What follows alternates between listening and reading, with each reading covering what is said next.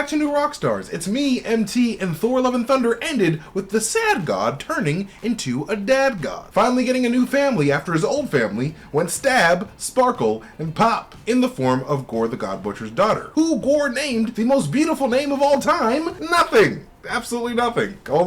She literally has no name. You know, other than the symbolic names Gorr gives both her and her Uncle Thor at the end of the film. But what if I told you that Love isn't going to be her name forever, What if I told you that Marvel Studios was trying to sneakily insert a new and popular classic Avenger into the MCU right under your very nose holes, Well, let me tell you all who that secret someone could be, my nerd babies. But first, please head on over to newrockstarsmerch.com to pick up our newest shirt inspired by Thor Love and Thunder. It's super amazing and I love it, like I love all of our shirts, and also have our Miss Marvel shirt that is also equally as amazing, so head on over to newrockstarsmerch.com today to pick up both of these shirts so you can be rocking around in style. Alright, so if you thought that Professor Xavier was the baddest bald bitch, think again, my nerd babies, because that title has got to belong to that of the powerful Moondragon of the Marvel Comics. One of the most powerful members of the Avengers roster, and exactly who I believe this little sassy girl is at the very end of Thor Love and Thunder. And I also believe that Taika Waititi and Marvel Studios secretly laid down hints as to why this is the case. But first, if you're not familiar with Moondragon from the comics, Moondragon is the daughter of Drax the Destroyer, who ends up being taken in by Thanos' father, Alars, after Thanos kills both of Heather's parents. And that he couldn't handle raising another child after his massive failure of a purple planet-purging, people-beating son, Alars, also known as Mentor, would send Heather to live and train amongst the monks of Titan, where Heather would shave her head bald and go through the most intense scientific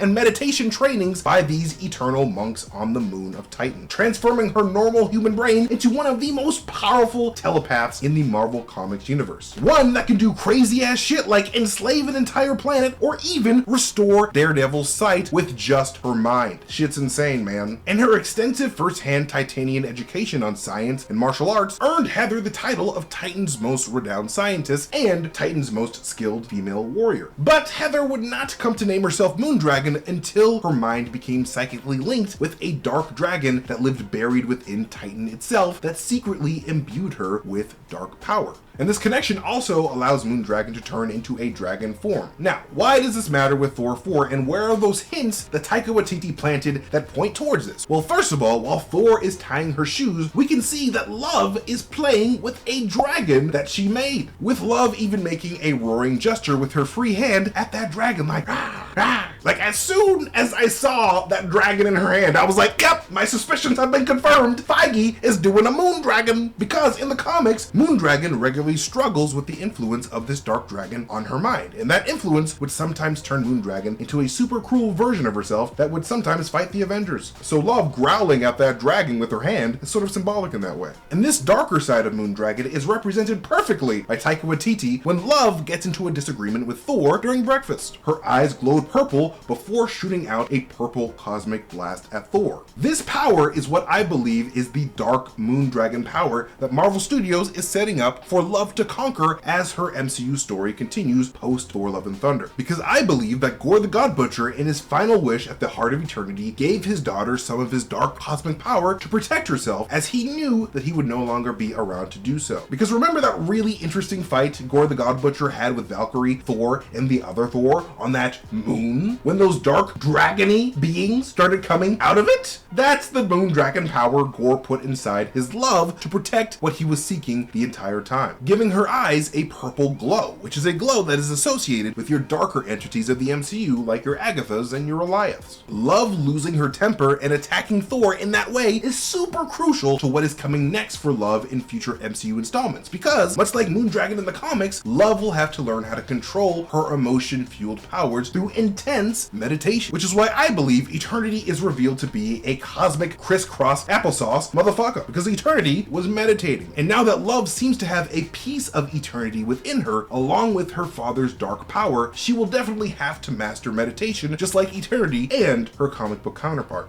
And also, as an aside, purple is also the color of the heather flower, a type of flower that can grow and thrive in even the most barren of land, and a name that I believe Thor will be naming his new nameless niece in the near future, because Gorr's daughter was the life that grew and survived in that dried up wasteland of a planet. But anyways, let's take a look at that scene of Love as she eats breakfast and gets ready for a day of beating aliens with her god Uncle Thor. Because the weirdest thing about that breakfast scene, other than, you know, Thor in an apron, is seeing Love having a light read on gravity's influence on time travel in the MCU and the quantum mechanics that come with it in the form of Jane Foster's book, The Foster Theory, which is, you know, not the Berenstein Bear. Like, this weird little 10-year-old girl, after being resurrected and cosmically altered by eternity, is now able to understand the complexities of gravitational wormholes, exhibiting a heightened intelligence like Heather Douglas did in the comics while training under the gods of Titan. Also, let's take a look at Love's clothes here, because I believe that she wears all green as a nod to Moondragon's color of choice in the comics, with the color purple on her outfit representing her new powers. And I also believe that having her hood with 2 eye holes cut out over her face while reading is also a piece of foreshadowing to Moondragon and her own green-covered eyes. Also, I really love the detail of how she has rainbow hearts on her pants, not only to represent how she is Love, but also because Moondragon was one of Marvel's first openly gay heroes in comics. She is a badass bisexual who is in a very close relationship with the Avenger Quasar, who also just got semi-confirmed in the MCU canon with that statue of Eon being introduced right outside the doors where Moondragon was to be born with the power of both eternity and her father. So, all in all, I'm pretty convinced that Thor Love and Thunder is setting up those seeds for Moondragon in the MCU, especially with all those dragons on that moon and dragons coming to the MCU in general, and Love getting training from the gods in her own way in the MCU like Moondragon did in the comics. But anyways,